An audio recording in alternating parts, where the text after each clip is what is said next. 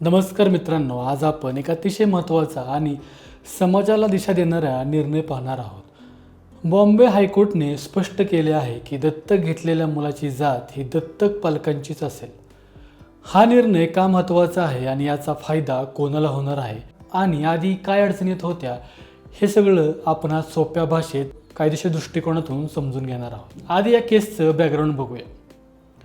या प्रकरणात काय झालं, पुण्यातील एक दाम्पत्य त्यांनी ज्युव्हेनल जस्टिस ॲक्ट अंतर्गत न्यायालयीन प्रक्रियेतून एक अनाथ मूल दत्तक घेतलं। दत्तक प्रक्रिया पूर्ण झाल्यानंतर त्या मुलाला दत्तक पालकांची SBC म्हणजे स्पेशल बॅकवर्ड कॅटेगरी दिली जाते आणि त्यासंबंधी कास्ट सर्टिफिकेटसुद्धा देण्यात आलं।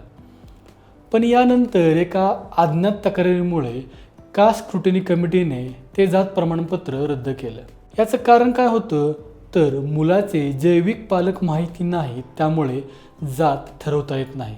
मित्रांनो, इथे मुख्य कायदेशीर प्रश्न असा होता, दत्तक घेतलेल्या मुलाची जात ठरवायची कशी? जैविक पालक माहीत नसतील तर काय करायचं आणि मुलाला आरक्षण, शिक्षण, नोकरीचे हक्क नाकारायचे का? हा प्रश्न फक्त एका मुलाचा नव्हता तर हजारो दत्तक मुलांच्या भवितव्याचा प्रश्न होता। यावर हायकोर्टात सुनावणी झाली।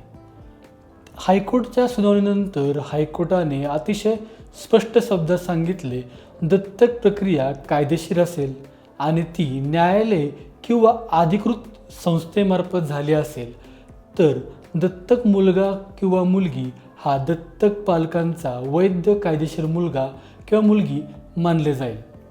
कोर्ट म्हणतं, दत्तक घेतल्यानंतर त्या मुलाला वेगळ्या वर्गात ठेवणं हे संविधानातील समतेच्या तत्वाविरुद्ध आहे। जर जैविक पालक माहिती नसतील तर मुलाला जातीविषयक अनिश्चिततेत ठेवता येणार नाही, म्हणजेच दत्तक पालकांची जात हीच दत्तक मुलाची जात होईल।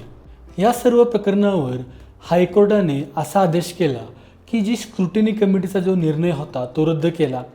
जात प्रमाणपत्र रद्द करणं हे चुकीचं ठरवलं आणि शासनाला आदेश दिला की त्या दत्तक मुलाला कास्ट सर्टिफिकेट आणि कास्ट व्हॅलिडिटी सर्टिफिकेट तत्काळ द्यावं। हा आदेश महाराष्ट्रभर लागू होणारा मार्गदर्शक निर्णय ठरतो। या निर्णयाचा थेट फायदा दत्तक घेतलेली जी मुलं आहेत त्यांच्या शिक्षणातील आरक्षणात, सरकारी नोकऱ्यात, शिष्यवृत्तीत आणि सामाजिक न्यायात होऊ शकतो। आता अधिकारी असं म्हणू शकत नाही की जैविक पालक माहीत नाही त्यामुळे जात सिद्ध होत नाही। हा निर्णय ॲडॉप्टेड चिल्ड्रनच्या डिग्निटीसाठी सुद्धा खूप महत्त्वाचा आहे।